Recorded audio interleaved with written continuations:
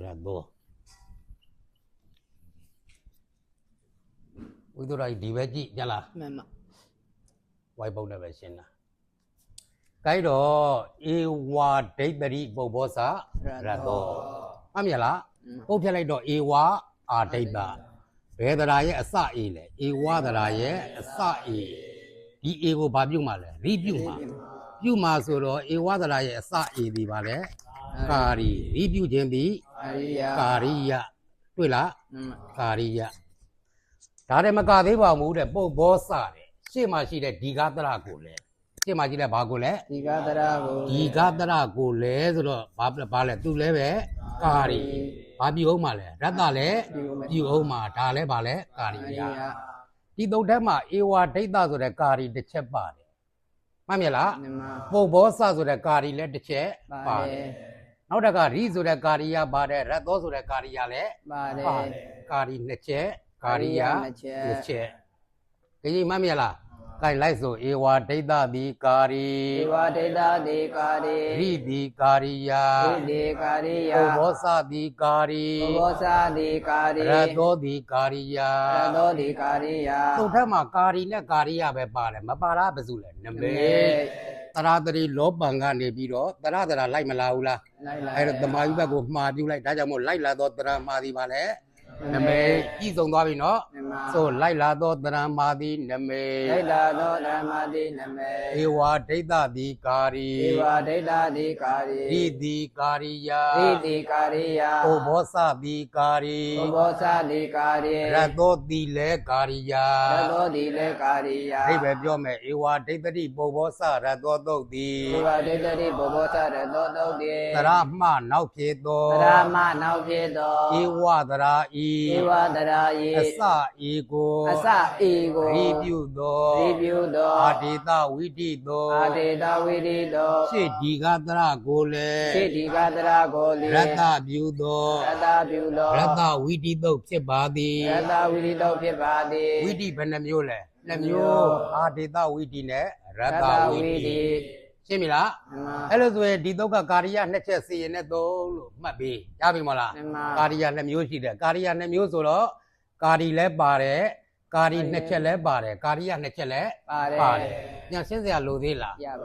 Rubetidigado, Yeta deta, Twaya, Beradita, Kahana, Yeta deta, Twaya, Beradita, Kahana. Mamela, Edo, Ewa that I saw ego reviewed and the Yama, and pay that I am now. Yeta that I am now, Yeta that I am.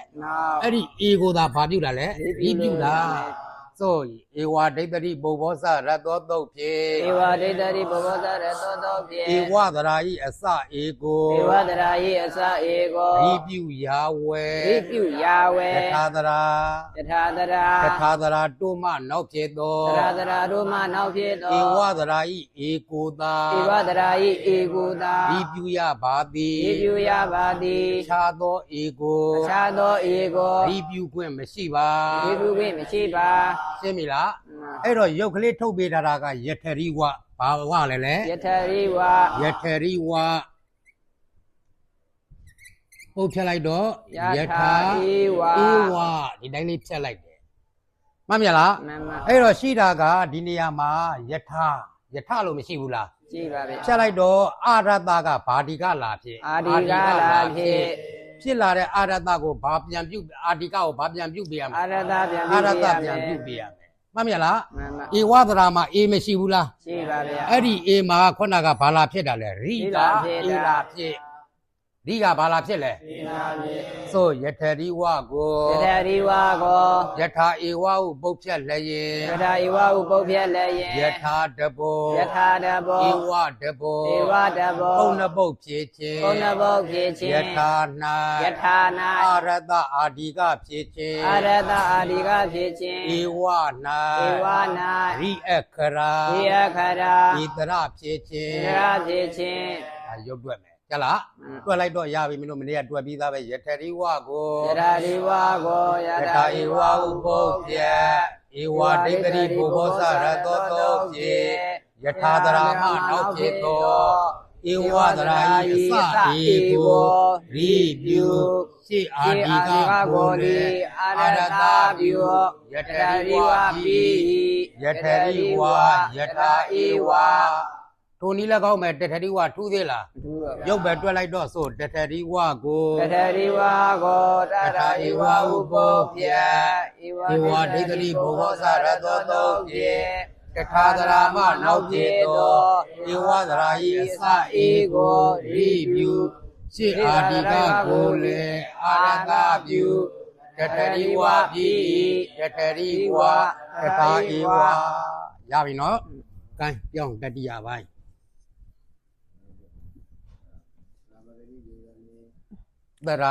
တရာပကတိပင်စနေပြင်စနေဒီမှာပဲကြည့်ကြလားဒီမှာပဲကြည့်မှတ်မြလားနမိတ်ပုဂ္ဂိုလ်ရှာတော့ပြင်စနေဘာကြောင့်လဲကြီးကြောင့်ဘာကြောင့်လဲကြီးကြောင့်ဒါကြောင့်မို့ပြင်စနေဒီပါလဲနမိတ်နောက်ပြီးနှောင်းခဲ့ရင်တရာတဲ့ဘယ်တရာတွေကိုလဲရှေးတရာတွေကိုမှတ်မြလားရှေးတရာတွေကိုဒါကပါလဲကာရီမှတ်မြလားပကတိကတော့တို့ကာရီကနိမိတ်တဝိသွေခွဲစိတ်ဝေလောတေဒီတဲ့တော့ကာရီကနမိတ်သုံးပါးပြည့်စုံတာကလောဘဝိတိအာတေတဝိတိဒီကဝိတိရတ္တဝိတိဒီလေးမျိုးပဲပြည့်စုံတာပြောတာလေးနားလဲလားဒီမှာတော့နမိတ်နဲ့ကာရီပဲပါတယ်ကာရီယဆိုတာကမပြုတ်တော့ပကတိပြုတ်ရလားပကတိပြုတ်တယ်ဆိုတာကဘာအတိုင်းထားခိုင်းတာလဲအရှိကိုရှိတိုင်းထားခိုင်းတာဒါကိုဘာလို့ခေါ်တာလဲပကတိပြုတ်တယ်နောက်ပြီးနောက်ရင်ရှေ့သရလေးကိုဘာမှမလုံးနဲ့ပြောတာလေးနားလဲလားဘာမှမလုံးနဲ့သူ့တိုင်းပဲထားပြောတာလေးနားလဲလားအဲ့တော့ဘာမှမလုံးနဲ့ဆိုတော့ခုနကတားမရလည်းမရောက်ဘူးလားရောက်တယ်ဘာဝိတိလဲဝိတိသုတ်၈မျိုးထဲမှာပတိသေတာဝိတိပြောဘာဝိတိလဲပတိသေတာဝိတိပတိသေတာဝိတိပကတိဝိတိလို့မပါဘူးကြလားအဲ့ဆိုလောဘဒေတာအာဂမနေဒီကရတ္တိပတိသေတာပစ္စယတိဝိပတ္တိဝိတိသုတ်၈ဖြာဝိတိသုတ်၈မျိုးထဲမှာဒါဘာဝိတိလို့ပြောမယ်လဲပတိသေတာဝိတိနောက်ပြီးနောက်ရင်ရှေ့တရာကိုမှတ်မြင်လားခြေလည်းမခြေနဲ့ဘာမှမလုံးနဲ့သူ့အတိုင်းပဲထားဒါကိုဘာပြုတ်လဲလို့ခေါ်တာလဲပကတိပြုတ်တယ်လို့ခေါ်တာမှတ်မြင်လားတို့ကဒီနေရာမှာကာရိယမဖြစ်တော့လဲပဲပကတိကိုဘယ်နေရာမှာတင်စားလိုက်ကာရိယနေရာမှာတင်စားပြီးတော့ပကတိကိုပဲကာရိယလို့ပြောလိုက်တော့မယ်ကြင်နားလဲလားဘယ်နေရာမှာတင်စားမလဲကာရိယနေရာမှာတင်စားလိုက်ဒါမလို့ကာရိယတော့မဖြစ်ဘူးပြောလာလေနားလဲလားကိုင်းဆိုပြင်စနေသည်နမေသရာတိကာရီပကတိတိကာရိယသရာပကတိပြင်စနေတုတ်သည်နောက်ပြီးကြောသရတို့ကိုပင်ကိုအတိုင်းပကတိပြုသောပတိသေတဝိတိတုတ်ဖြစ်ပါသည်ဉာဏ်ပြောကြည့်မယ်သရာပကတိပြင်စနေတုတ်သည်နောက်ပြီးကြောစေတရာတို့ကိုပင်ကိုအတိုင်းပကတိပြုသောပတိသေတဝိတိတုတ်ဖြစ်ပါသည်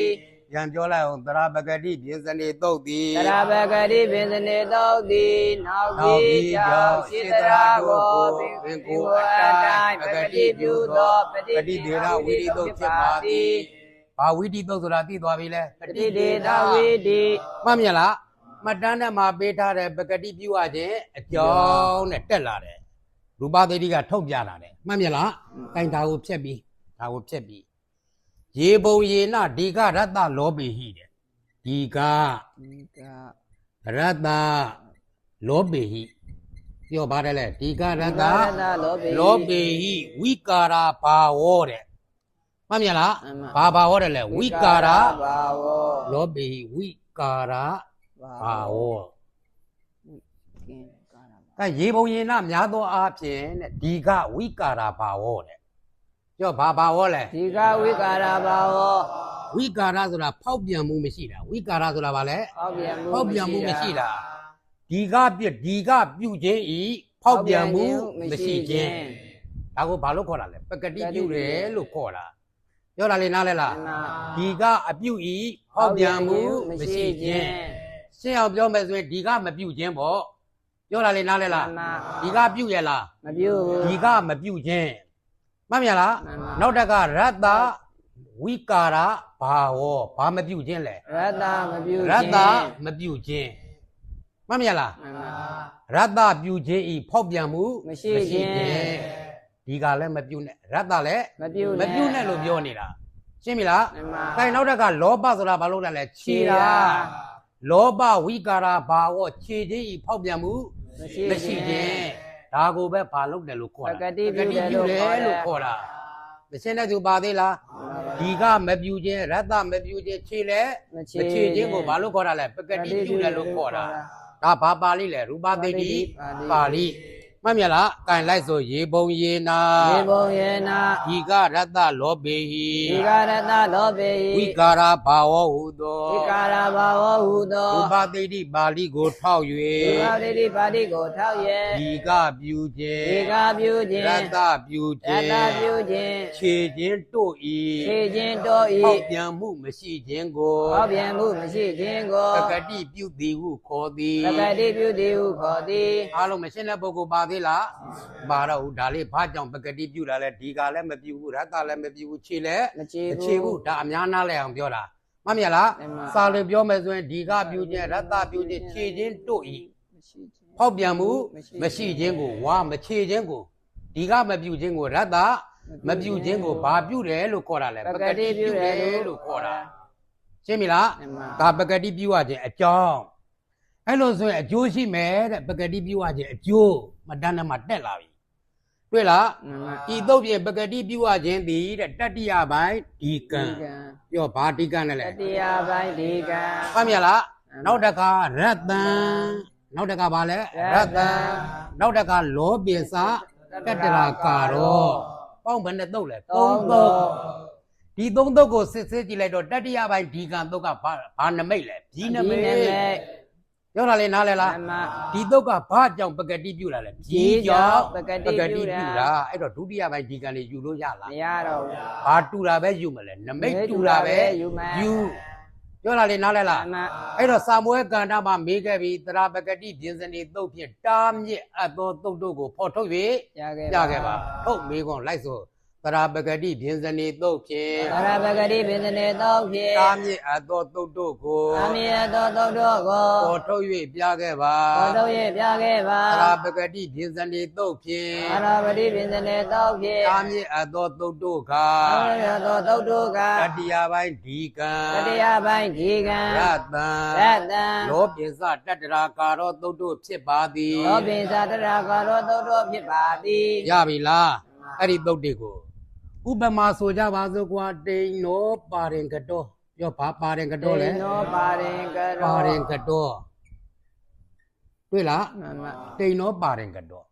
တိန်နောကတပုတ်ပါရင်ကတောကတပုတ်နောက်ဘာပြီးကြောင်းလဲပါပြီးကြောင်းဒီမနောက်ဘူးလားနောက်နေရဲ့မှတ်မြလားရှေ့ကအိုးလေးကဘာလဲဒီကအိုးလေးကဘာလဲဒီက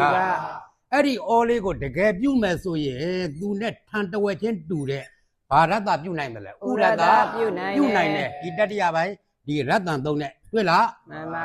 တွေ့လားကိုက်ဆိုတိန်နောပါရင်ကတောကိုတိန်နောပါရင်ကတောဟုပုတ်ဖြင့်ရတ္တံသုတ်ဖြင့်နောက်ပါပြီးကြောင်းဩဒီကကိုဥရတ္တပြုသင့်ညာတော်လေသရပကတိပြင်စနေသုတ်ကတာမြစ်သောကြောင့်မပြုရတာမြစ်လိုက်ပြီအဲ့တော့ရတ္တန်တုတ်တာမြစ်ပုံပေါ်လွင်ပြီလားပေါ်ပြီပါဗျာကြီးပေါ်လွင်သွားပြီလားကဲနောက်တက်ကလောပင်စာတတ္တရာကာရောအားလုံးတက်ပြီးသားလူတွေနားလဲပြီကြလားမရောက်သေးပြီမလို့နောက်ပါပြီးကြောင့်ရှေဩတရကိုခြေထိုဩကြည်ယာ၌အလာတဲ့ညာတော်လေရှင်းကြလားအဲဆိုတိန်နောပါရင်ကတောကိုတိန်နောပါရင်ကတောဟုပုတ်ဖြင့် လောပင်စတတရာကာရောတုတ်ဖြင့် လောပိသတရာကာရောသောဖြင့် နောက်ပါပြီးကြောင့် နောက်ပါပြေကြော ရှိ င့် ဩကိုချီ ရှိဩဃောချေ ကိုဩကြေယာနာ ကုဩချေယာနာ အလာတိညာတော်လေ အလာတိညာတော်လီ သရာပဂတိဖြင့်စနေတုတ်က သရပဂတိပိစနေတောက သာမြစ်တော်ကြော သာမြေတောကြောင့် မပြုရာ ပြုရ မလာရာ မလာယ ဩကိုအာလည်းမပြုနဲ့အာလည်းမလာနဲ့ပြောတာလေးနားလဲလားပြုလည်းမပြုနဲ့လာလည်းမလာနဲ့ဘာကိုဘာအတိုင်းထားလဲဩကိုဩတိုင်းမဲ့ထားဒါကထင်ရှားတဲ့ပုံစံတစ်ခုကိုထုတ်ပြတာကျန်တဲ့ပုံစံတွေဒီတိုင်းမဲ့ထုတ်မပြတော့ဘူးမှတ်မြလားအဲကြောင့်မို့သို့သရာပဂတိဖြင့်စနေတုတ်ဖြင့် သရပဂတိပိစနေတောဖြင့် သာမြရခြင်းသည် အာမေယခြင်းသည် ဒီကံ ဒီကံ ရတံ ရတံ လောပင်စတတရာကာရော လောပိသတရာကာရော တုတ်တို့ကို သုတ်တော်ကို သာမြရခြင်း အာမေယခြင်း ကျိုးရှိပါသည် ကျိုးရှိပါသည် မရှင်းတဲ့ပုဂ္ဂိုလ်ပါသေးလားဘာကြောင့်ပဂတိပြုတာလဲဒီကမပြုခြင်းမှတ်မြလားရတ္တမပြုခြင်းခြေခြင်းတို့ဤမရှိခြင်းကိုဘာပြုတယ်လို့ခေါ်တာလဲ ပဂတိ ပဂတိပြုတယ်လို့ခေါ်တာပြောတာလေနားလိုက်ပြီလား ဓမ္မ ပဂတိပြုရခြင်းသည်တားမြစ်ရခြင်းသည်ဘယ်တုတ်တုတ်ကိုတားမြစ်ရရောက်တယ်လဲဒီကံရတ္တလောဘိသတတ္တရာကာရောသုံးတုတ်တုတ်ကိုတားမြစ်ရခြင်း အကျိုး ကျိုးရှိတယ်ဘလို့ပဲမေးမေးဖြည့်တတ်ပါစေကြည်ရပြီလားကိုင်းတော့ရုပ်တွေကိုထုတ်လိုက်အစ္စယောမမရလားပြောဘာစေရောတယ်လဲ အစ္စယ အစ္စယောဖြစ်ပုံကတော့မထူးတော့ဘူးဒီတိုင်းပဲအစ္စယောကိုအစ္စယောဟုပုတ်ချက်တို့ကတော့အစ္စယောကိုပုတ်ချက်တယ်လို့မပြောတော့ဘူးအစ္စယောကိုအစ္စယောဟုပင်တီ တိ မထူးလို့နော် ဓမ္မ အစ္စယောကိုဘာတယ်လဲ အစ္စယောဟုပင်တိ ဒါလေးမထူးပုံလေးကိုဒီတိုင်းလေးဆိုမယ်ကြလားအဲ့မှာနောက်မှာစာပြီးမရှိဘူးလား ရှိပါဗျာ ရှေ့မှာအာရတမရှိဘူးလား ရှိပါဗျာ အဲ့ဒီအာရတကိုပြုမယ်ဆိုရင်တတ္တိယပိုင်းဒီကံသုံးတဲ့အာဒီကမပြုသင့်ဘူးလား ပြုတဲ့နဲ့ ပြုသင့်ညာတော်လည်းပဲတရပဂတိပြင်စနေတုတ်ကတာမြစ်တော်ကြောင့်မပြုရဒါကတာမြစ်ပုံပေါ်အောင်ရုပ်တွက်တာတကယ်တော့ဆိုရင်အစ္စယောကိုအစ္စယောဟုပုတ်ပြတရပဂတိပြင်စနေတုတ်ပြနောက်စာပြီးကြောင့်ရှေ့အကိုအဟုပဂတိပြုဒီလောက်ပဲတွက်လိုက်မယ်ပြောလာလေနားလဲလားတို့ကတော့ဒီနေရာမှာအသက်ဝင်အောင်တွက်သွားလိုက်မယ်ကြားလားဆိုအစ္စယောကိုအစ္စယောဟုပင်ဒီ အစ္စယောကိုအစ္စယောဟုပင်တိ တတိယပိုင်းဒီကံတုတ်ဖြင့် တတိယပိုင်းဒီကံတော်ဖြင့် နောက်စာပြီးကြောင့် နောက်စပြေကြောင့် ရှေ့အကို ရှိအကို အာဒီကပြုတဲ့ညာတော်လဲ အာဒီကပြုတဲ့ညာတော်လီ တရာပဂတိပြင်စနေတုတ်က သရပဂတိပင်စနေတောက တာမြစ်တော်ကြောင့်မပြုရ အမေတော်ကြောင့်မပြုရ တရာပဂတိပြင်စနေတုတ်ဖြင့် သရပဂတိပင်စနေတောဖြင့် နောက်စာပြီးကြော နောက် င့် စပြေကြောင့် ရှေ့အကို ရှိအကို အာဟုပဂတိပြု အာဟုပဂတိပြု အစ္စယောပြီး အစ္စယောပြေ အ ဤ စ္စယောအစ္စယော အစ္စယောအစ္စယော ပြန်တွက်အစ္စယောကိုအစ္စယောဟုပင်ဒီ အစ္စယောကိုအစ္စယောဟုပင်တိ တတိယပိုင်းဒီကံတော့ဖြင့်နောက်စာပြီးကြောင့်ရှေ့အကိုအာဒီကပြုသည် ညာတော်လီ သရပဂတိပင်စနေတော့ကတာမြင့်တော်ကြောင့်မပြုရ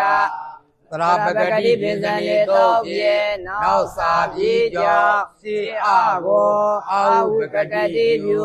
အစ္စယောပြီးအစ္စယောအကုန်ပါမသွားဘူးလား ပါပါ တာမြင့်ဘုံတွေရောဘာတွေရောအကုန်ပါသွားတာဒီနည်းလေးသာသုံးအေးမှတ်မြလားကိုင်းနောက်တစ်ခါပါလဲပစ္စယောပြောတာလေးနားလဲလား မမ ထူးသေးလား မထူတော့ဘူး ထူးတော့ဘူးနောက်စာပြီးကြောင့်ရှေ့အကိုအာဒီကပြုသည် ညာတော်လီ ညာတော်လဲတွက်ပစ္စယောကိုပစ္စယောဟုပင်တီ ပစ္စယောကိုပစ္စယောဟုပင်တိ တတိယပိုင်းဒီကံတော့ဖြင့်နောက်စာပြီးကြောင့်ရှေ့အကိုအာဒီကပြုသည်ညာတော်လဲသရပဂတိပင်စနေတုတ်ကတာမြင့်တော်ကြောင့်မပြုရသရပဂတိပင်စနေတုတ်ဖြင့်နောက်စာပြီးကြောင့်ရှေ့အကိုအာဟုပဂတိပြုပစ္စယောပြီးပစ္စယော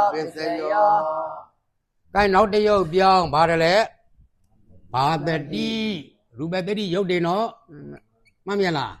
ဒီနေရာမှာပဲဖြတ်မယ် ဆိုဘာတတိကိုဘာတတိဟုပင်ဒီ ဘာတတိကိုဘာတတိဘုပင်တိ သူကြတော့ဒီကမရှိဘူးလား ရှိနေပါ ဘယ်တုတ်ရဲ့အရာလဲရတ္တန်တုတ်ရဲ့အရာနောက်သားပြီးကြောင့်ရှေ့အာဒီကကိုအရတ္တ ပြုတင်ညာတော်လီ ဒါပဲဒီစကလုံးလေးပဲပြောင်းသွားမယ်ကြလား အမ ဆိုဘာတတိကိုဘာတတိဟုပင်ဒီ ဘာတတိကိုဘာတတိဘုပင်တိ ရတ္တန်တုတ်ပြေနောက်သားပြီးကြောင့်ရှေ့အာဒီကကိုအရတ္တပြုတဲ့ညာတော်လေသရပဂတိပိစနေတုတ်ကတာမြတ်သောကြောင့်မပြုရ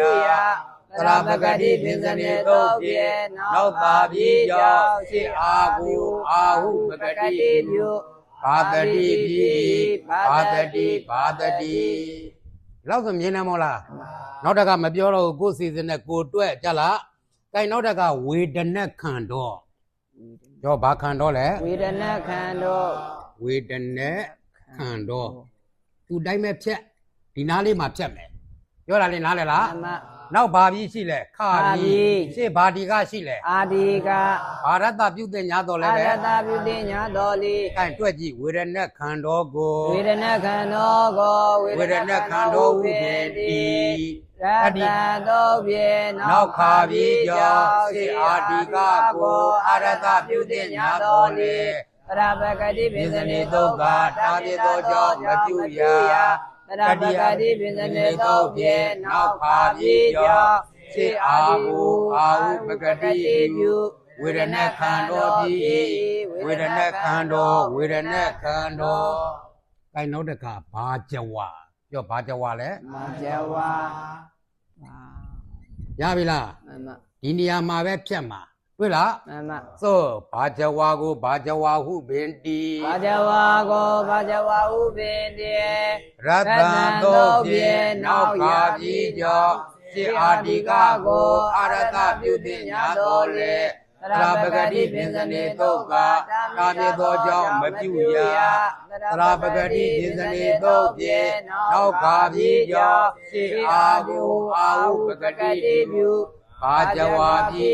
ဘာကြဝဘာကြဝအဲနောက်တစ်ခါကတာမိဝကတာ မိဝ မိဝသူတိုင်းပဲဖြတ်တွေ့လား မမ ဆိုကတာမိဝကို ကတာမိဝကိုကတာမိဝဟုပင်တေ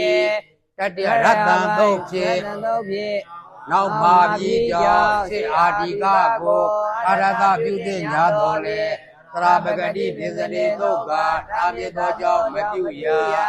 သရပဂတိပိစနေတုတ်ဖြင့်နောက်ပါပြီးကြောင့်ရှေအာကိုအာဟုပဂတိပြုကတာမိဝပြီကတာမိဝကတာမိဝကိုင်းနောက်တစ်ခါပါတယ်လေဒီယတိဒီယတိရပြီလား မမ ဒီနေရာမှာပဲဖြတ်မယ်အဲ့တော့ဤဒီကမရှိဘူးလား ရှိပါဗျာ ဘာရတပြုတင်တာ ဣရတပြုတင်ညာတို့ ဘယ်တော့ရဲ့အရာလဲ ရတ္တံ ရဲ့အရာဆိုဒီယတိကို ဒီယတိကို ဒီယတိဟုပင်ဒီရတ္တံတို့ဖြင့်နောက်ရာပြီးကြောင့်ရှေဤဒီကကိုဣရတပြုတင်ညာတော်လေသရပဂတိပိစနေတုတ်ကတာမြစ်သောကြောင့်မပြုရသရပဂတိပိစနေတုတ်ဖြင့်နောက်ရာပြီးကြောင့်ဤကိုဤဥပဂတိပြုဒီယတိပြီဒီယတိဒီယတိခိုင်နောက်တကပါလဲတုံနီဘူတော်ရပြီလား မမ ဒီနေရာမှာပဲဖြတ်မယ်ရပြီလား မမ ဘယ်တုတ်ရဲ့အရာလဲရတ္တန်တုတ်ရဲ့ အရာ တိုင်တွဲ့ဒုံလီဘူတော်ကို တုံနေဘုဒ္ဓကို ဒုံလီဘူတော်ဟုပေတိရတ္တန်တုတ်ဖြင့်နောက်ပါပြီးကြောင့်စေဤဒီကကိုဣရတပြုတဲ့ညာတော်လေသရပဂတိပိစနေတုတ်ကတာမြစ်သောကြောင့်မပြုရသရပဂတိပိစနေတုတ်ဖြင့်နောက်ပါပြီးကြောင့်စေဤကိုဤဟုပဂတိပြု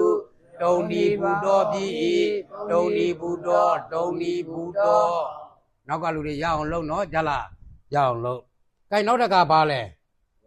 သောဓမ္မံဒေတိတိ ဓမ္မံ သော ဓမ္မံဒီ ဒေတိတိကဲဒီနေရာမှာပဲဖြတ်မယ် နောက်မှာဘာပြီးရှိလဲတောက်ချိုက်ပြီးမရှိဘူးလားရှေ့မှာတသရာရဲ့အော်လေးမရှိဘူးလား ရှိတယ် သဆိုတာဘယ်သရာကလာတာတသရာကလာတာအင်္ဂါတွေအကုန်ညီးနေတာကြလား မှန်မှန် နောက်မှာလည်းပဲဘီရှိတယ်ရှေ့မှာလည်းပဲတသရာရဲ့အော် ရှိတယ် ဒီအော်ကိုခြေသိမ့်တယ်တကယ်တမ်းဆိုရင် မှန်မှန် မှတ်မြင်လား မှန်ပါ အော်ကြည်ပြီးတော့ဘာလာတဲ့မလဲ လာ လာ တဲ့ တဲ့ နဲ့ နဲ့ခြေလဲခြေသိမ့်တယ်လာလဲ လာတဲ့နဲ့ အဲ့တော့နောက်ဓာပြီးကြောင့်လောပေစာတတ္တရာကာရောသုတ်တဲ့နောက်ဓာပြီးကြောင့်ရှေ့အောကိုခြေထိုဩကြေယ၌အလာပင် ညာတော်လေ ညာတော်လေတရာပဂတိပြင်းစနေသုတ်ကတားမြစ်သောကြောင့်မချေရမလာရကာရိယဘယ်နှချက်လဲ နှစ်ချက် နှစ်ချက်ကိုတပြိုင်နဲ့တားမြစ်မှာပြောတာလေးနားလဲလားကဲဆိုသောဓမ္မံဒေတိတိကို သောဓမ္မံဒီတိတိကို သောဓမ္မံဒေတိတိဟုဖြင့်တိလောပိသတတ္တရာကာရောသောဖြင့်နောက်ဓာပြီးကြောင့်ရှေဩတရာကိုချီထိုဩထေယ၌အလာတိညာတော်လေတရာပဂတိပိစနေတုတ်ကတာမြစ်သောကြောင့်မချေရမလာရ တရာပဂတိပိစနေသောဖြင့်နောက်ဓာပြီးကြောင့် ရှေဩကိုဩပဂတိပြုသောဓမ္မံဒေတိတိတိသောဓမ္မံဒေတိတိသောဓမ္မံဒေတိတိပြန်တွဲလိုက်အောင်နောက်တစ်ခေါက် သောဓမ္မံဒီတိတိကိုသောဓမ္မံဒီတိဥတုပင်တိသောပင်စာတရကာရောသောဖြင့်နောက်ဓာပြီးကြောင့်ရှိဩကိုချီသူဩကြေယ၌အလာတိညာတော်လီသဗ္ဗတိပင်စနေဒုက္ခတာမေတသောကြောင့်မချီယမလာယတရပဂတိပင်စနေသောဖြင့်နောက်ဓာပြီးကြောင့်ရှိဩကိုဩဟုပဂတိပြုသောဓမ္မံဒီတိတိပိသောဓမ္မံဒီတိတိသောဓမ္မံဒီတိတိ ကောင်းတယ်နော်ခဏကတားမြစ်တဲ့တုတ်တီအသက်ဒီထဲမှာအကုန်ပါနေတယ်ပြောလာလေးနားလဲလားဒါကြောင့်မို့အဓိကကြားတာတွေကိုကောက်ပြီးတော့လှုပ်ထားကိုယ့်သက်ကိုကဲနောက်တကတိန်နောပါတယ်ကတော့ဘာပါတယ်ကတော့လဲ ဒိနောပါရင်ကတော့ ပါတယ်ကတော့သူလည်းပဲဘယ်တုတ်ရဲ့အရာလဲ လောပင်စာ တတရာကာရော တွက်တက်လောက်လားဒီလောက်ဆိုရင် မှန် ဆိုတိန်နောပါတယ်ကတော့ကို ဒိနောပါရင်ကတော့ကို တိန်နောပါတယ်ကတော့ဟုပင်ဒီလောပင်စာတတ္တရာကာရောသောဖြင့်နောက်ပါပြီးကြောင့်ခြေဩကိုချီသူဩဒီယာ၌အလာတိညာတော်လေသဗ္ဗဂတိပိစနေသောကတာမေသောကြောင့်မချီယမလာယ တရပဂတိပိစနေသောဖြင့်နောက်ပါပြီးကြောင့်ရှိဩကိုဩဟုပဂတိပြုဒိနောပါရင်ကတော့ပြည့်ရဒိနောပါရင်ကတော့ဒိနောပါရင်ကတော့ ကိုင်နောက်တကမနောပုတ်ပင်ကမမနော ပုပ်ပင် ပုပ်ပင်ကမ ပြီးပြီလား မှန်မှန် ဘယ်တုတ်ရဲ့အရာလဲလောပင်စာတတ္တရာကာရောတွေ့လား မှန်မှန် ဆိုမနောပုတ်ပင်ကမာကို မနောပုပ်ပင်ကမာကို မနောပုတ်ပင်ကမာဟုပင်တည်းလောပင်စာတတ္တရာကာရောသောဖြင့်နောက်ပါပြီးကြောင့်ရှိဩကိုချီထိုဩတရား၌အလာသိညာတော်လေသရပဂတိပိစနေသောကတာမေသောကြောင့်မချေယမလာယ သရပဂတိပိစနေသောဖြင့် နောက်ပါပြီးကြောင့် ရှိဩကိုဩဟုပဂတိပြုမနောပုပ္ပေကမာပြည်ဤမနောပုပ္ပေကမာမနောပုပ္ပေကမာရပြီလားရပြီနော်ကိုင်းလို့ဆိုရင်ဒီတုတ်ကိုပြန်ပြီးတော့အနှစ်ချုပ်လိုက်ရင်ပြီးကြောင်သရကိုရှေ့တိုင်းဘာလုပ်တာလဲပဂတိပြုတာပဂတိပြုတယ်ဆိုတာကဒီကမပြုတာရတ္တမပြုတာခြေလဲမခြေတာကိုဘာလို့ခေါ်တယ်လဲပဂတိပြုတယ်လို့ခေါ်တာပဂတိပြုရခြင်းအကြောင်းကိုရူပသိတိနဲ့အညီခြေဆိုခဲ့ပါရေပုံရေနဒီကရတ္တဝိကာရလောပေဟိဟုသောရူပသိတိပါဠိကိုထောက်၍ဒီကပြုဤမရှိခြင်းရတ္တပြုဤ မရှိခြင်း ခြေခြင်းဤမရှိခြင်းကိုဘာလို့ခေါ်တာလဲ ပဂတိပြုသည်ဟု ပဂတိပြုသည်ဟုခေါ်သည်ဒီကပြုတယ်ဆိုတာဘယ်တုတ်ကိုရည်ညွှန်းတာလဲတတ္တိယပိုင်း ဒီကံ ရတ္တပြုတယ်ဆိုတာဘယ်တုတ်ကိုရည်ညွှန်းတာလဲရတ္တခြေတယ်ဆိုတာဘယ်တုတ်ကိုရည်ညွှန်းတာလဲ လောဘေ ဘေသာတတ္တရာကာရော မှတ်မြလားကိုင်ဆိုတရာပကတိပြင်းစနေတုတ်ဖြင့် ရတိပင်စနေသောဖြ တ င့် ရာပကတိပြင်းစနေတုတ်ဖြင့် ရပကတိပင်စနေသောဖြင့် ပကတိပြုခြင်းသည် ပတိပြုခြင်းသည် တတိယပိုင်းဒီကံ တတရားပိုင်းဒီကံ ရတံ ရတံ လောပင်စတတ္တရာကာရောတုတ်တို့ကို သောပင်သာတရာကာရောသုတ်တော်ကို တာမြရခြင်းအကျိုးရှိပါသည် သံယခြင်းအကျိုးချပါသည် ကာမွဲမှာမေးခဲ့ရင်တရာပကတိပြင်းစနေတုတ်ဖြင့်တာမြရသောတုတ်တို့ကိုပါဠိရေးခဲ့ပါလို့မေးခဲ့ရင်ခက်တွေ့ဦးမလားမတွေ့တော့ဘူးအဲ့ဒါတွေကိုဘာနဲ့ပါရှင်းလိုက်ပြီလေယုံနေပါရှင်းလိုက်ပြီကြလားကဲနောက်တစ်တုတ်တို့ပြောင်းနောက်တစ်ခါဘာတယ်လဲသရီကွာစီကြရင်ဘာတယ်လဲသရီကွာစီရပြီလားကဲတော့သရီတဲ့ဘာကြောင့်လဲသရကြောင့်ဘာလေးပဲပါတယ်လဲနမိတ်ကလေးပဲပါတယ်ဘာနဲ့မပါဘူးလဲကာရီနဲ့ကာရီယကမပါဘူးဖြစ်နေတယ်ကြရင်မှတ်မြက်လားအဲ့လိုဆိုရင်တရာပကတိပြင်းစနေတုတ်ကဘာလိုက်ခဲ့မလဲတရာဘာလိုက်ခဲ့မလဲတရာနောက်တကဘာလိုက်ခဲ့ဦးမလဲပကတိလိုက်ပုတ်တယ်မြင်ပြီလားမှတ်မြက်လားမမြင်တဲ့ပုဂ္ဂိုလ်ပါသေးလားတိုက်ဆိုတရေတိနမေ တရေတိနမေ လိုက်လာသောတရာတိကာရီ လိုက်လာသောတရာတိကာရီ လိုက်လာသောပကတိနှင့် နန္ဒသောပကတိနှင့် ဝါစီတိကာရိယ ပါစီတိကာရိယ တန်ပြောမဲ့လိုက်လာသောတရေတိနမေ တရေတိနမေ တရေတိနမေ တရေတိနမေ လိုက်လာသောတရာတိကာရီ လိုက်လာသောတရာတိကာရီ လိုက်လာသောပကတိနှင့် လိုက်လာသောပကတိနှင့် ဝါစီတိကာရိယ ပါစီတိကာရိယ တန်ပြောတရေတိနမေ တရေတိနမေလိုက်လာသောတရာတိကာရီလိုက်လာသောပကတိနှင့်ပါစီတိကာရိယ ခေါနာကဘီးကြောင့်ပကတိပြုတာဒါဘာကြောင့်ပကတိပြုကျင်တာလဲ တရာကြောင့်ပကတိ ပကတိပြုကျင်တာပြောတာလေနားလဲလား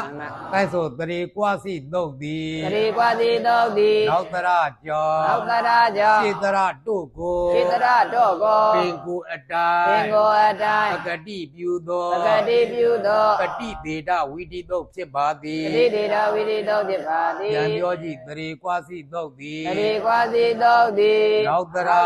ကြောင့် စေတရတို့ကို ပင်ကိုအတိုင်း ပကတိပြုသောပတိဒေဒဝိတိတုတ်ဖြစ်ပါသည်ရပြီလားကဲဒီတုတ်ထက်မှာတဲ့နေရာတိုင်းမပြုတ်နဲ့တဲ့ပြုတ်တဲ့ပြုတ်မပြုတ်တဲ့ မပြုနဲ့ မပြုတ်နဲ့ဘာသာရာကညွန်ထားတာကွာစီသရာကညွန်ထားတာ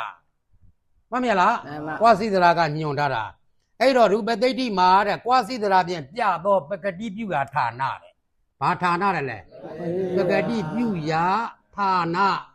ဘာလို့ရမယ့်နေရာလဲပကတိပြုရမယ် နေရ နေရာတေချာမှတ်တာနော်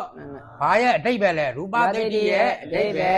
မင်းတို့မေးရင်ဘယ်နေရာမေးမှလဲနံပါတ်5နေရာရပြီလားအဲ့ဒီမှာဒီမှာမလိုအပ်တဲ့အတွက်သူ့ကိုနည်းနည်းဖြစ်လိုက်တော့မယ်ရပြီလားဖြစ်လိုက်တော့ကိုင်းလို့ဆိုရင် तू ပြထားတာကစန္ဒဗေဒတဲ့နံပါတ်1ဘာဗေဒတယ်လဲ သန္နာဗေဒ စန္ဒဗေဒစန္ဒဆိုတာကစံကြံဗေဒဆိုတာကပြက်တာဘာပြက်မိနေရလဲစံတိုင်းပြက်မိနေရရပြီလားဘာပြက်မိနေရလဲစံတိုင်းပြက်မိနေရကိုင်းနောက်တကသူခုတ်စာရဏဌာနေတဲ့သူခုတ် သာရဏ စာရဏဌာနေစာရဏဌာနပေါ့ကွာကြလားစာရဏဌာနမှတ်မြလား မမ သူခုတ်စာရဏဆိုတာကဘလို့ရွတ်ရတာလဲချမ်းချမ်းသာသာရွတ်ရတာပြောတာလေနားလဲလားပကတိပြုလိုက်မယ်ဆိုရင်ချမ်းချမ်းသာသာရွတ်ရတယ်ရပြီလား မမ ဒါကဘာလို့တဲ့နေရလဲရွတ်ဆို၍လွယ်ကူတာရွတ်ဆို၍လွယ်ကူတာဘယ်နှချက်တွေ့ပြီလဲနံပါတ်1ကစန္ဒဗေဒစံကိုင်းပြက်မြည် နေ နေ ရ ရနံပါတ်2ကဘာလဲရွတ်ဆို၍လွယ်ကူရန်နေရဘယ်နှနေရာတွေ့ပြီလဲ နနေရ နှစ်နေရကဲနောက်တက်ကနံပါတ်3ကတန်ဒိဋ္ဌာပြောဘာဒိဋ္ဌာလဲ တန်ဒိဋ္ဌာ တန်ဒိဋ္ဌာရဟိတဌာနတဲ့တန်ဒိဋ္ဌာရဟိ တထာ တဌာနတဲ့တန်ဒိဋ္ဌာဆိုတာကပုတ်ပြလိုက်တော့တန်ဒီအိဋ္ဌာပြောဘာအိဋ္ဌာလဲ တန်ဒီအိဋ္ဌာ တန်ဒီအိဋ္ဌာတဲ့တန်ဒီဆိုတာကတန်ဒီအိဋ္ဌာဆိုတာဆက်ချင်းအိဋ္ဌာဆိုတာဘာလဲဘာလို့ချင်းလဲ ဆက်ချင်းတန်တိဆက်ချင်းမှာကင်းသောနေရာတန်တိဆက်ချင်းမှာရဟိတဆိုတာဘာလို့တာလဲကင်းတာရဟိတဘာလို့တာလဲ ကင်းနာ ကင်းစိတ်တာ တန်တိမဆက်ချင်တာပေါ့ပြောတာလေနားလဲလား မှန်ပါ အဲ့တော့ရှင်းအောင်ပြောမယ်တန်တိမဆက်ချင်တဲ့နေရာတွေကိုဘာပြုလဲပကတိ ပကတိပြု ပြုပြောတာလေနားလဲလား မှန်ပါ ဘယ်နှနေရာတွေ့ရလဲ3နေရာ သုံးနေရာ နံပါတ်1ကစန္ဒဗေဒစံကိုင်းပြက်နီ နေရ နေရာဘာလုပ်ပေးရမလဲပကတိ ပြုပေးရမယ် ပကတိပြုရမယ်ဌာနရပြီလား မှန်ပါ ကဲနောက်တကနံပါတ်2ကဒုက္ခစာရဏဌာနရွတ်ဆို၍ လွယ်ကူရန်ဌာနနံပါတ်3ကတော့တန်ဒိဋ္ဌာရဟိတဌာနဘာလို့ချင်းမှာကင်းသောနေရလဲ တန်ဒီဆက် တန် ခြင်း တိ မှာ ဆက်လို့ချင်းမှာကင်းသောနေရတန်တိမဆက်တဲ့နေရာတွေအဲ့နေရာတွေဘာပြုတ်ပေးရမလဲ အကတိပြုပေးရ တ မယ် က္ကတိပြုတ်ပေးရမယ်ခေါဏကမင်းတို့ရုပ်တွေတေချာကြည့်ဩကိုခြေထိုးဩခြေရ၌ဘာမလာတော့လဲအာ မလာတော့ မလာတော့ဘူးခြေလည်းမခြေနဲ့အရတလည်း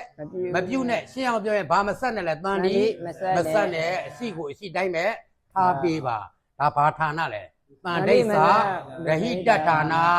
တွေ့လား မှန်ပါ တန်ဒိဋ္ဌာဆိုတာကတန်တိဆက်လို့ခြင်းမှာအိဋ္ဌာဆိုတာအလိုရှိတာလေ မှန်ပါ တန်တိကတန်တိအိဋ္ဌာဆိုတာဘာလို့တာလဲ လိုကြည့်ရ အလိုရှိတာတန်တိဆက်ခြင်းမှာအလိုရှိတာတွေ့လား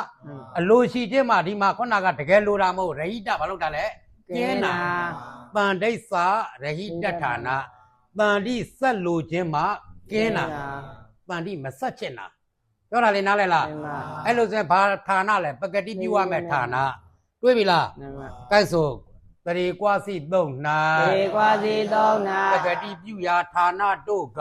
တတိပြုရာဌာနတော်က တရေကွာစီသုံးနာ တတိကွာစီသုံးနာ ဒီကွန်လေးရင်ထုတ်တရေကွာစီသုံးဖြင့် တတိကွာစီသုံးဖြင့် ပကတိပြုရမိဌာနတို့ကို ပကတိပြုရာမိဌာနတော်ကို ဥပသိတ္တိနှင့်အညီ ဥပတိတ်တိနှင့်အညီ သမတ်၍ပြခဲ့ပါ အမယေပြခဲ့ပါ ညာမေးမဲ့တရေကွာစီသုံးဖြင့် တတိကွာစီသုံးဖြ ပ င့် ကတိပြုရမိဌာနတို့ကို ပကတိပြုရာမိဌာနတော် ဥ ကို ပသိတ္တိနှင့်အညီ ဥပတိတ်တိနှင့်အညီ သမတ်၍ပြခဲ့ပါ အမယေပြခဲ့ပါ ရပြီလား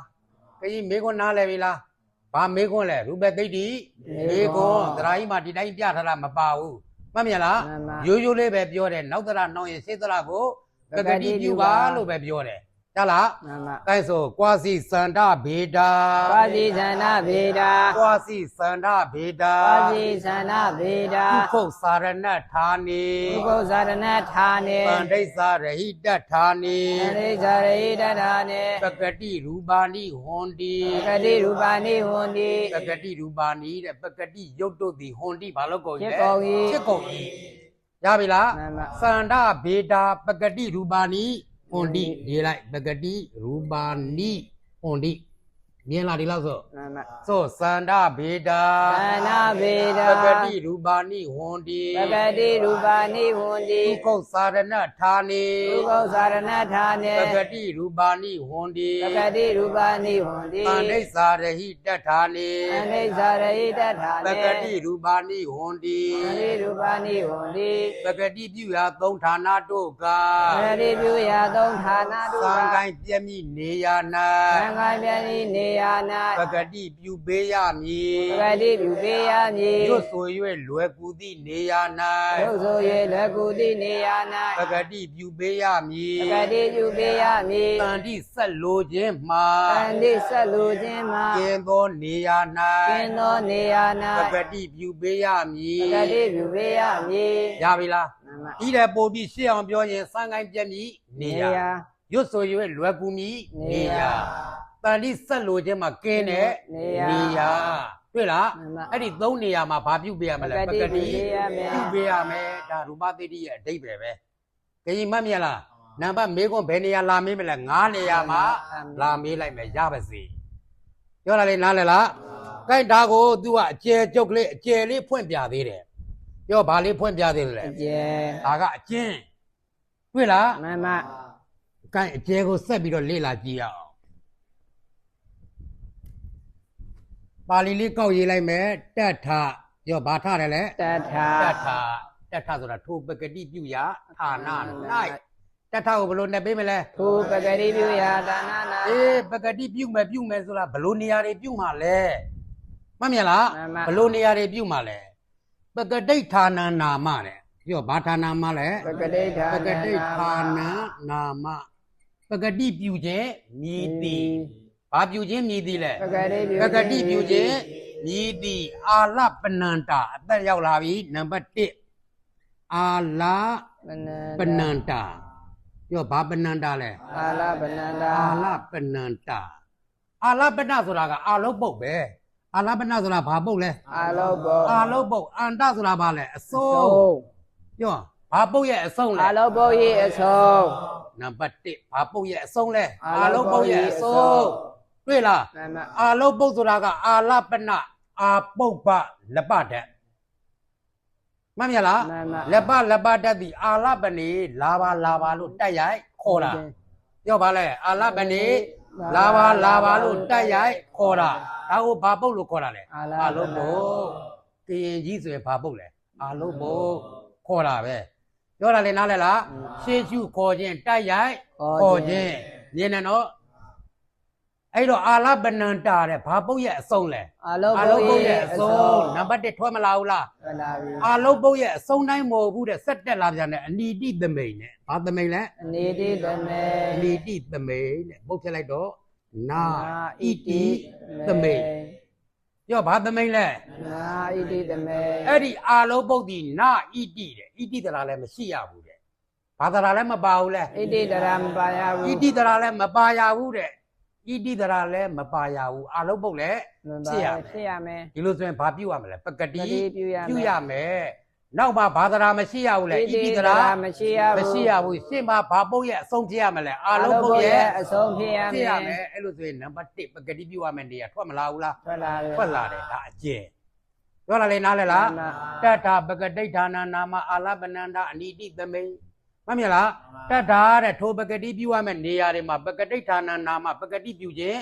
ညီဒီဝါပကတိပြုရမယ်ဌာနာ ဤဒီ ညီဒီအာလပနန္ဒအနိတိသမိန်ပြောလာလေတော့နားလဲလား မှန်ပါ အနိတိသမိန်နဲ့နောက်ပုတ်ကဘာသာရာမရှိရဘူးလေဣ ဣ တိ တိ တ တ ရာ ရမရှိရဘူး မရှိရဘူးတဲ့ရှေ့ပုတ်ကဘာပုတ်ရဲ့အဆုံးဖြစ်ရမလဲ အာလောဘောရဲ့အ အာ ဆုံး လုံး ဖြ ပု စ် တ် ရ ရဲ့အ မယ် ဆုံးဖြစ်ရမယ်တဲ့ဒီလိုနေရာဒီဘာပြုတာဌာနလဲ ပကတိပြုရာဌာန ရှင်းပြီလား မှန်ပါ ဒါနံပါတ်1ထွက်လာတယ်မှတ်မြလားကဲနောက်တစ်ခါပါတယ်လေဣသန္တာနုရခဏီတဲ့နံပါတ်2ဣသန္တာ နုရခဏိ နုရခဏီပြောနံပါတ်2ကဘာနုရခဏီလဲ ဣဇနာနုရခဏိ စန္တာနုရခဏဆိုရင်စန္တာဆိုတာကစံကြမ်းကိုနုရခဏဆိုတာစောင့်တာဘာကြမ်းကိုစောင့်တာလဲ စံစံကိုစောက်တာ တနည်းအားဖြင့်ပြောမယ်ဆိုရင်စံကိုင်းကိုစောင့်တာစံကိုင်းဆိုတာဘယ်နှလုံးတစ်ကိုင်းလဲ သုံးလုံးတစ်ကိုင်းဖွဲ့တာပြောပြီးပြီမှတ်မြလားသုံးလုံးတစ်ကိုင်းဖွဲ့တာအဲ့တော့စံကိုင်းပြက်ခင်ပြက်တယ်မှတ်မြလား မှန်မှ ဘာစန္ဒလဲအစ္ဆန္ဒနစန္ဒောအစန္ဒောစန္ဒောစံကိုင်းသည်နပါတယ်လေမရှိဘူးတဲ့ဘာပြက်မြည်နေရလဲစံကိုင်းပြက်မြည် နေရ နေရစန္ဒဆိုတာကစံရခဏဆိုတာကစောင့်တာအဆိုတာကမလိုဘူးဘာကိုင်းကိုစောင့်စရာမလိုဘူးလေ ဇန်ကိုင်းကိုစောက်ရမလို့ စံကိုင်းစောင့်စရာမလိုဘူးဘယ်နှချက်တော့သွားပြီလဲ နှစ်ချက်တော့ နံပါတ်1ကနောက်ပုတ်ကဣတိတရာမရှိတော့ဘာပုတ်ရဲ့အဆုံး အာ လဲ လောဘောဤအစော ပကတိပြုရာဌာနနံပါတ်2ကတွေ့ပြီလား မှန်မှ အစ္ဆန္ဒလူရခဏ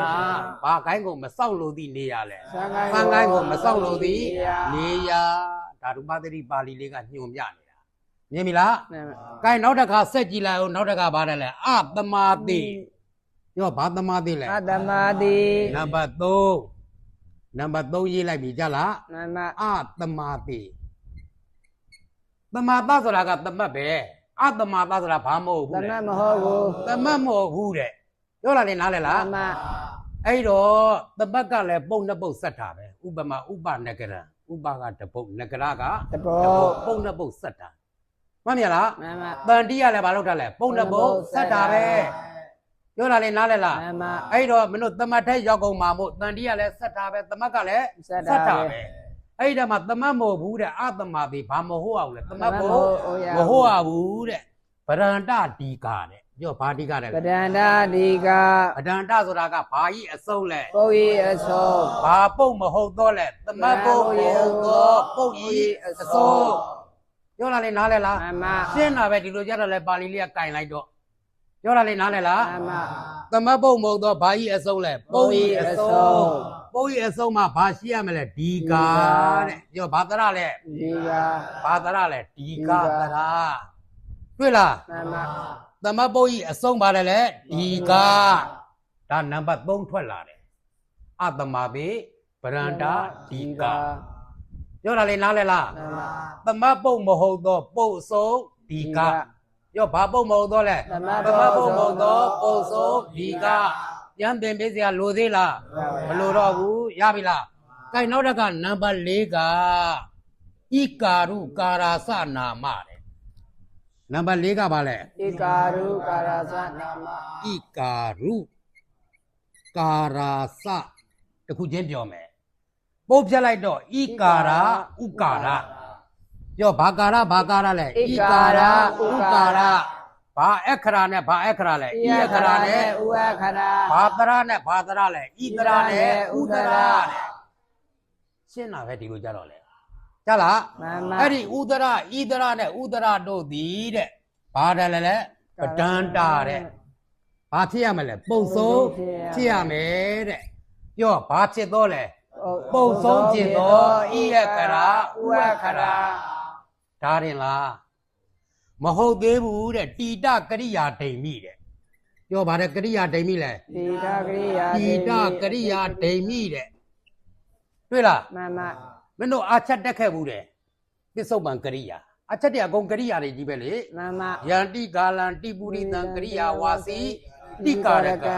အာတိလေငံဒွိဝဆနံဒရာချာတန္တိဥစ္စတိမှန်မြလား မှန်ပါ ယာကျေပုဒ္ဓိတိကာလံကာလသုံးပါရှိတိပုရိသံပရိသုံးပါရှိကရိယာဝါစီတဲ့ဘာဝါစီတယ်လဲ ဝါစီ ဘာကိုဗราဏာအပြင်ဟောကြီးလဲကရိယာကိုဗราဏာအပြင်ရှင်းအောင်ပြောမယ်ကွာတဲ့အာချက်ရုပ်တွေအားလုံးဒီဘာရုပ်တွေကြီးတယ်လဲကရိယာရုပ်တွေကြီးတဲ့ပြောတာလေနားလဲလားအဲ့ဒီကရိယာရုပ်တွေထဲမှာတိကာလံတဲ့ကာလဘယ်နှပါရှိလဲ သုံးပါရှိတယ် ပစ္စုပန်ကရိယာတွေမတွေ့ရဘူးလား တွေ့ရတယ် တိတ်ကရိယာတွေမတွေ့ရဘူးလား တွေ့ရတယ် အနာဂတ်ကရိယာတွေမတွေ့ရဘူးလား တွေ့ရတယ် အဲ့ဒီတည်းကဘာကရိယာလဲ အတိတ်ကရိယာ ဘာကရိယာဖြစ်ရမ အတိ လဲ တ်ကရိယာ မှန်မြလား မှန်ပါ ဘာကရိယာကိုပြောနေသလဲ အတိတ်ကရိယာ အတိတ်ကရိယာအာဒိဋ္ဌိတဲ့ဘာဤအစလဲအတိတ်ကရိယာ အတိတ်ကရိယာဤအစ ပြောဘာကရိယာဤအစလဲ အတိတ်ကရိယာဤအစ အစဖြစ်ရမယ်တဲ့နံပါတ်4တွေ့လား မှန်ပါ နောက်ပုတ်ကအတိတ်ကရိယာရဲ့အစလဲဖြစ်ရမယ်မှတ်မြလားရှေ့ကဘာလဲပုံဆုံးဖြစ်တဲ့ဤဥလဲဖြစ်ရမယ်ဒီလိုမှသာဘာပြုလို့ရတယ်လဲ ပကတိပြုလို့ရမယ် ရတယ်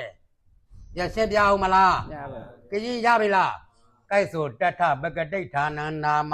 တတပကတိဒါနနာ အာလ မ ပနန္တာ အမနန္ဒာ အနိတိသမေ ရာတိမေ သစ္ဆန္တာလူရခဏေ သရဏနုရခနေ အသမာတိ အသမာတိ ဗရန္တဒီကာ ရန္တဒီကာ ကာရုကာရာစာ ကာရုကာနာသ ဗရန္တာ ရန္တာ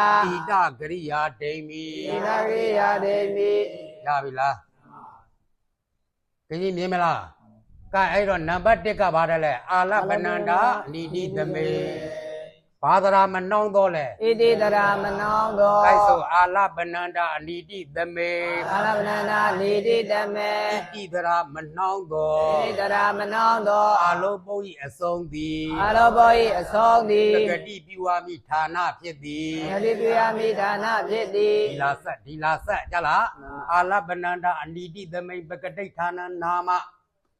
ပြောလာလေနားလဲလား မမ ကျဆိုအာလပနန္တာ အာလပနန္ဒာ နိတိသမေ နေတိတ ပ မေ ကတိဋ္ဌာနနာမဟုသော ပရိဒါနနာမဟုသော ပါဠိကိုထောက် ဒီကိုထောက် ၍ ၍ ဣတိတရာမနှောင်းသောအာလောပုတ်ဤအစုံသည်ပကတိပြုဝါမိဌာနဖြစ်သည်ဉာဏ်ပြောကြည်စမ်းအာလပနန္တာ အာလပနန္ဒာ နိတိသမေပကတိဋ္ဌာနနာမဟုသောပါဠိကိုထောက်၍ ဣတိသရာမနောသောအာလောပုရိအစုံသည်ပကတိပြုဝါမိဌာနဖြစ်သည်ပြန်ပြောအာလပနန္တာ အာလပနန္ဒာ နိတိသမေပကတိဌာနနာမဟုသောပါဠိကိုထောက်၍ ဣ ဣတိတရာမနှောင်းသောအာလောဘု၏အဆုံးသည်ပကတိပြုအမိဌာနဖြစ်သည်ကိုင်နမနစ်သွားအောင်ဣသန္တာနုရခဏေ သရဏာနုရခဏေ ပကတိဌာနနာမဟုသော ပဂရိဌာနနာမဟုသော ပါဠိကိုထောက်၍ ပါဠိကိုထောက်၍ သံကိုင်းကို သံဃာကို မဆောင်လိုသည့်နေရာ မဆောင်လိုသည့်နေရာ ၌ပကတိပြုအမိဌာနဖြစ်သည် ၌တတိပြုရမေဒါနဖြစ်သည် ဉာဏ်ပြောကြည့်ဣသန္တာနုရခဏေ ဣဇန္နာနုရခတေ ပကတိဌာနနာမဟုသော ပဂရိဌာနနာမဟုသော ပါဠိကိုထောက်၍ ပါဠိကိုထောက်၍ သံကိုင်းကို သံဃာကို မဆောင်လိုသည့်နေရာတို့ သံဃာလူသည်နေရာတို့ ၌ပကတိပြုအမိဌာနဖြစ်သည် ၌တတိပြုရမေဒါနဖြစ်သည် ဉာဏ်ပြောကြည့်ဣသန္တာနုရခဏေ ဣဇန္နာနုရခတေပဂရိဌာနနာမဟုသောပါဠိကိုထောက်၍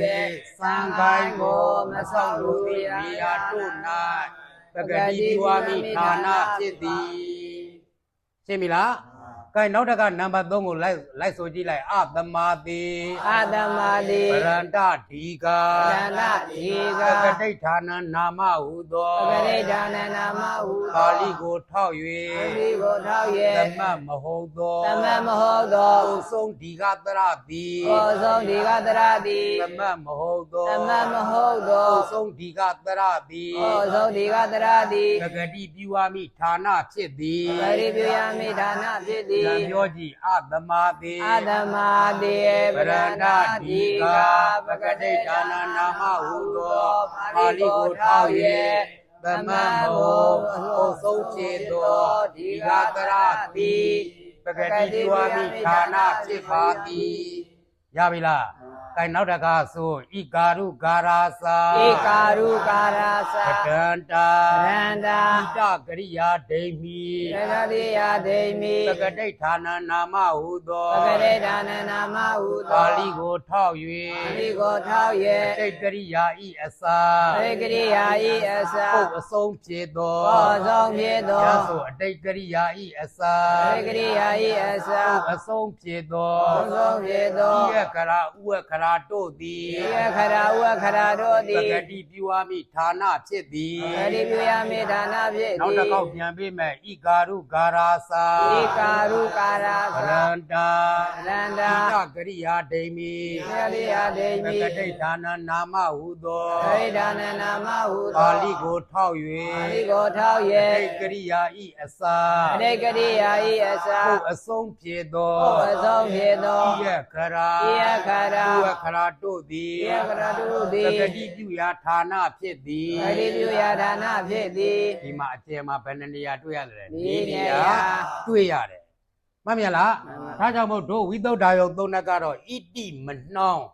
အာလုတ်ပေါင်းနှင်တဲ့ဖြတ်လိုက်မယ်နော် မမ ဖြတ်လိုက်မယ်ဖြတ်လိုက်မယ်ပြောဘာမနှောင်းနဲ့လဲ ဣတိမနော ဣတိမနှောင်းတေချာကြည့်အာလုတ်ပေါင်းနှင်ဘာပေါင်းနှင်လဲ အာလောပေါင်းနေ အာလုတ်ပေါင်းနှင်ကောင်းတယ်စောင်းပုတ်ကလေးပြက်ထားဝိသုဒ္ဓါယုံသုံးနက်မှာပါတယ်ဒါနံပါတ်1အချက်မှတ်မြလား မမ ဆိုဣတိမနော ဣတိမနော အာလောပေါင်းနေ အာလောပေါင်းနေ ကျန်ဆိုဣတိမနော ဣတိမနော အာလောပေါင်းနေ အာလောပေါင်းနေ တွေ့လား မမ ဣတိတရာမနှောင်းသောဘာပုတ်အပေါင်းလဲအာလောပုတ်အပေါင်းဘာပြုရမယ့်ဌာနလဲပက ဣ တိ တိ ပြု ယ ရ မေ မယ့် ဌာနာ မကောင်းလုံးဘူးလား ကောင်းပါ လိုရင်းနဲ့ထိတယ်ကြလား မှန်ပါ ဣတိမနှောင်းအာလောပေါင်းနေဣတိတရာမနှောင်းသောအာလောပုတ်အပေါင်းသည်ဘာပြုရမယ့်ဌာန ပ ဖြစ် က သည် တိ လဲ ပြုယမေဌာနာဖြစ်ပါသည် ခရီးကြက်ခက်ဘူးလားမကြက်ခက်ဘူးကြက်ထားတော့ကြလားစောင်ဘုတ်ရအောင်နဲ့ရတယ်။ကိုင်းနောက်တကဣတိမနောအာလုံပေါင်းနှင်းအောက်ပဲရေးလိုက်မယ်စံကောင်းမဆောင်ရပြောဘာမဆောင်ရတယ်လဲ ဆံကောင်းမဆောင်ရ စံခိုင်းကောင်းကိုစောင့်စရာ မလူ မလိုဘူးတဲ့တွေ့လား မမ စံခိုင်းကောင်းကိုဘာလို့စရာမလိုဘူးလဲစောင့်စရာ မလို မလိုဘူးစံကောင်းမဆောင်ရ ရှင်းပြီလားအဲပြန်ဆိုဣတိမနော ဣတိမနော အာလုပေါင်းနေ အာလောပေါင်းနေ သံကောင်းမဆောင်ရ သံကောင်းမဆောက်ရ ဣတိတရာမနှောင်းသော ဣတိတော်မနောသော အာလုပုတ်အပေါ အာလောဘောအပေါ သံကိုင်းကောင်းကို သံဃာကောင်းကို စောက်စရာမလိုသောနေရာ သံဃာကောင်းကိုနေရာ စောင်းပုတ်ရအောင်လည်းမပြီးဘူးလား ပြီးပါဗျာ ပြီးတယ်လေသိတ်ကောင်းတဲ့စောင်းပုတ်တွေရအောင်ကိုလှုပ်ထားရမယ်ကြလားကိုင်းနောက်တစ်ခါပါတယ်လေဗရန္တ၌ဒီကရှိရာတဲ့နံပါတ်3ဗရန္တ၌ဘာရှိရတယ်လဲဒီကရှိရာကိုင်းပြန်ဆိုဣတိမနော ဣတိမနော အာလိုပေါင်းနေ အာလောပေါင်းနေ သံကောင်းမဆောင်ရ သံကောင်းမဆောက် ဗ ရ ရန္တ ဗ ၌ ရန္တနာ ဗရန္တ ၌ ဗရန္တနာ ဗရန္တ ၌ ဗရန္တနာ ဒီကရှိရာ ဒီကရှိရာ ဗရန္တဆိုတာကပုတ်ဆုံးဒီကဆိုတာကဒီကပုတ်ဆုံးဒီကဒီဘာပြုရမယ်ဌာနလဲပဂတိပြုရမယ်ဌာနမထိဘူးလားရဆိုဣတိမနော ဣတိမနော အာလိုပေါင်းနေ အာလောပေါင်းနေ သံကောင်းမဆောင်ရ သံကောင်းမဆောက် ဗ ရ ရန္တ ၌ ဗရန္တနာ ဒီကရှိရာ ဒီကရှိရာ ကိုင်းနောက်တစ်ခါနံပါတ်4ကတန်ဒိဋ္စာကင်းတယ်နံပါတ်4ကဘာကင်းတယ်လဲ တန်တေသာကေ တန်ဒိဋ္စာကင်းတယ်တန်တိဆက်လိုခြင်းမှာကင်းသောနေရာတန်တိမဆက်ခြင်းနဲ့ နေရာ နေရတဲ့ဤလေးကင်းမှာဤဘယ်နှကင်းမှာလဲ ဒီလေကေမှာ လေးကင်းမှာပြုလျင်ပဂတိကွာစီဒီပြုလျင်ပဂတိ ပါစီဒီ ကွာစီဒီရပြီလားကိုင်ပြန်ဆိုဣတိမနော ဣတိမနော အာလိုပေါင်းနေ အာလောပေါင်းနေ သံကောင်းမဆောင်ရ သံကောင်းမဆောက် ဗ ရ ရန္တ ဗ ၌ ရန္တနာ ဒီကရှိရာ ဒီကရှိရာ တန်ဒိဋ္စာကေ တန်တေသာကေ ဒီကင်းမှာ ဒီလေကေမှာ ကုလယေပဂတိကွာစီဒီဟုသော သူရေပရိပါစီတိဟူသော ဆောင်ဖုံးနဲ့အညီ သံကောင်းနေအမြဲ နံပါတ် နံပါတ် 1ဣတိတရာမနှောင်းသော ဣတိတတ္တမနောသော အာလုပုတ်အပေါ အာလောဘောအပေါ နံပါတ် နံပါတ်နေ 2သံကိုင်းကောင်းကို သံဃာကောင်းကို စောက်เสียမလိုသောနေရာ သောလျာမလိုသောနေရာ နံပါတ် နံပါတ် 3ပုတ်အဆုံး ပုတ်အဆုံး၌ ၌ဒီကရှိသောနေရာ ဒီကရှိသောနေရာ နံပါတ် နံပါတ် 4 ၄ တတိဆက်လိုခြင်းမှာ သတိဆက်လိုခြင်း က မှာ င်းသောနေရာ ကင်းသောနေရာ လေးနေရာတို့ ဒီ ၌ လေးနေရာတို့ ပဂ ၌ တိပြုရမည် သတိပြုရမည် ရပြီလား ကင်တော်ပြီဒီလောက်ပဲ